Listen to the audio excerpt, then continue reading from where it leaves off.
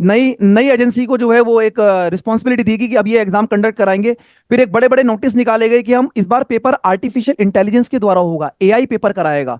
यानी कि एग्जाम से पहले हम जो है पेपर वहां पर कुछ क्वेश्चंस डालेंगे, एआई सिलेक्ट करेगा, और जो भी हमारा जो पैटर्न है एसएससी का उसमें हम्म। 25 के हिसाब से 4 सब्जेक्ट्स होते हैं, मैथ्स, इंग्लिश, रीजनिंग और जीके जीएस। हम्म। इसके हिसाब से पेपर सेट होगा जिससे कि लीक होने के चांसेस नहीं होंगे पेपर के। तो हमें बड़ा हम्म। अच्छा लगा, हमने कि बहुत अच्छी बात है, स्टूडेंट मेहनत कर रहा है, तो जो डिजर्विंग होगा एग्जामिनेशन के अंदर वो सिलेक्शन ले जाएगा, हम उस हम्म। पर एग्री थे। लेकिन हम्म। यहाँ पर क्या हो रहा है कि एआई के अंदर भी क्या हो रहा है कि अब जैसे मान लीजिए होता क्या है कि यहाँ 10th लेवल का सिलेबस पूछा जाता है। अब हमने एआई को ये डाला, मतलब ये मुझे लगता है कि इस तरीके, क्योंकि हमने देखा है कि मैं अभी जैसे एग्जाम में बच्चे जब निकल के आ रहे हैं तो हम उनसे पूछ रहे हैं कि जब हम्म। नया पैटर्न पे बच्चे कह रहे आउट ऑफ द सिलेबस चीजें आ रही हैं, कुछ हम्म। चीजें ऐसी आ रही हैं जो ग्रेजुएशन लेवल पे बच्चा पढ़ता है, जैसे स्टैटिस्टिक्स के अंदर बहुत सारी चीजें ऐसी हैं जो बच्चा पढ़ता है, जो निकल के अभी आ रहा है, क्योंकि अभी पूरा पेपर तो कंप्यूटर बेस्ड है।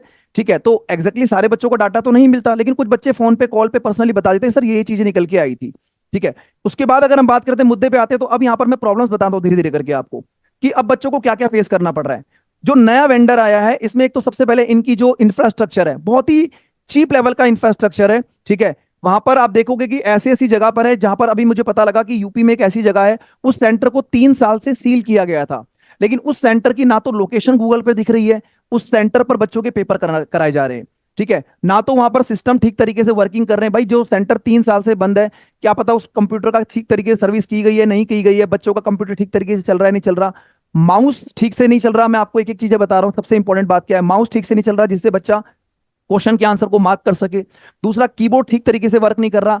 पेन की क्वालिटी ऐसी है कि बच्चे का पेन जो है फ्रीज, मतलब पेन की इंक सूखी हुई है, बच्चा पेन चला रहा है, पेन को दो दो तीन तीन बार बच्चे को पेन मांगना पड़ रहा है। ठीक है, बहुत चीप क्वालिटी का पेन, वो आपने देखा होगा 1 रुपए 2 रुपए वाले पेन आते हैं, वो बिल्कुल सूख गए हैं उस तरीके, पता नहीं कब के पेन जो है यूज करवा रहे हैं, बच्चों के पेन नहीं चल रहे। कंपटीशन एग्जाम्स के अंदर ऐसा होता है कि अगर आप 5 मिनट भी अगर आपको डिस्ट्रैक्शन हुई, आप कंपटीशन एग्जाम से बाहर हो जाएंगे, क्योंकि बड़ा ही क्रूशियल टाइम होता है। आपको 100 क्वेश्चन 60 मिनट्स में करने होते हैं, 60 मिनट के अंदर आपको 100 क्वेश्चन करने होते हैं, और उसके बाद आपको एक क्वेश्चन के लिए आपके पास 1 मिनट का टाइम भी नहीं है। अगर आप 5 मिनट बच्चे के खराब कर देते हैं, वो बच्चा बार बार इन्विजिलेटर को बोल रहा है सर मेरा माउस ठीक नहीं चल रहा, इन्विजिलेटर क्या बोलते हैं वहां पर बच्चों के थ्रू पता लग रहा है, वीडियो में रिकॉर्ड हुआ है, ठीक चल रहा है आराम से काम करो। ठीक है, उनको कोई रिस्पॉन्स नहीं दिया जा रहा। इवन दो अगर आपके सेंटर पे कोई प्रॉब्लम है तो एटलीस्ट उनको रिटर्न में कुछ दिया तो जाए कि आपके सेंटर में दिक्कत थी, कल को दोबारा कोई रिटर्न एग्जाम होगा तो हम उसको दोबारा से आप लोगों को बुलाएंगे।